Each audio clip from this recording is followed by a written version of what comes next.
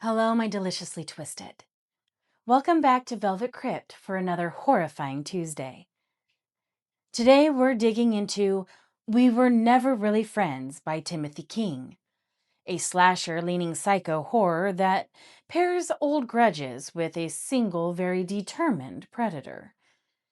If you like your scares tactical and always just a few breaths away, stick around.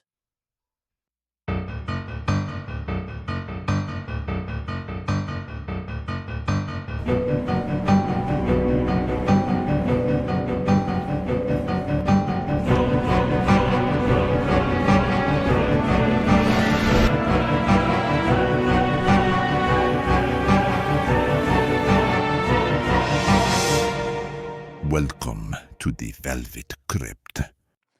Before we peel back the mansion curtains, content warning. There's violence, blood, and betrayal. The book leans into dread more than nonstop gore. Think tense chases, close calls, and the constant question of who will be next. On my intensity meter, it sits at a medium, enough to make you squirm, not so much to drown you in viscera. If betrayal, knife fights, and frantic survival aren't your jam, this might be a pass. If you want to press on, well, I did warn you. We Were Never Really Friends is available in paperback and digital format. It runs roughly about 268 pages, perfect for a long weekend or a couple of commutes. Genre-wise, I say this lives where slasher tropes meet psychos. The cast is a tangled web. You have Ryan, Taylor, Jerome, Amelia, Chris, Haley, Roger, and Stacy. A full cast of old friends whose relationships have blended into marriages, affairs, and quiet resentments. They gather at Roger and Stacy's new bought private island mansion for a reunion that goes very wrong very quickly. On the surface, it's a classic siege story. An island, a broken boat, and rescue that's hours away while an unknown assailant stalks the grounds. Weapons are improvised, doors are barricaded, and the group is pushed into classic survival mode.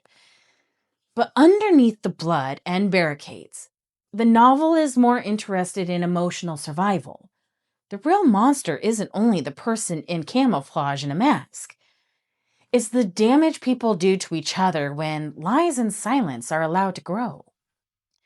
What brings me to the core wound of the book is it's not merely the physical threat of being hunted. The central fear here is the cost of not speaking up. The way avoiding conflict can rot relationships and open the door to catastrophe. These characters are carrying past infidelities, betrayals, and resentments like wounds wrapped in bandages. The violence in the present keeps picking at those scabs until everything bleeds out.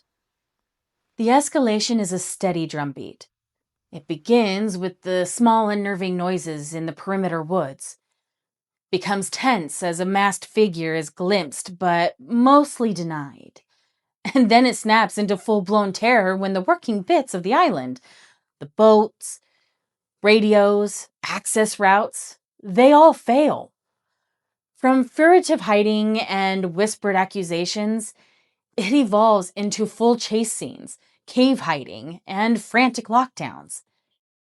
If you enjoy characters pushed to exhaustion, improvising brutal solutions, and facing the cost of their choices, this one delivers in a satisfyingly physical way. The Asylum. One of the things that stayed with me is how the setting is used like a psychological mirror. The mansion's locks don't keep threats out or secrets in. The island's paths are a kind of avoidance dance.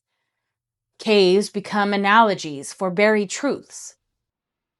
The environment isn't just a backdrop, it's an amplifier. As the survivors move from the doors and windows to dark hollows and confined spaces, they also move from denial to confrontation.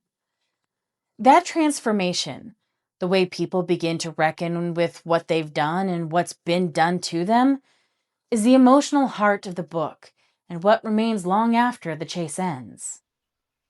By the final pages, the emotional fallout is bitter and exhausted. You don't get neat closure so much as the tired clarity that comes from surviving something that strips you down to your bones. I closed the book feeling winded, a little raw, and oddly impressed by how a taut, physically driven horror can land as a story about people finally being forced to face themselves. If you like your ensemble horror where friendships fracture under pressure, where action and dread are braided together, and where twists land without too much handholding, give We Were Never Really Friends a shot. I'd score it a solid 7 out of 10 myself. It's not the kind of book that'll haunt you with long-term psychological breakdown as some novels do, but it will stick in your chest with its relentless momentum and moral bearing. If you enjoyed this breakdown, go ahead and like, subscribe, and toll the bell so you don't miss the next descent into Velvet Crypt. Want to linger in the dark with fellow horror fans? Come find us on Discord, links below. Until next time, keep one eye on the shadows, and good night.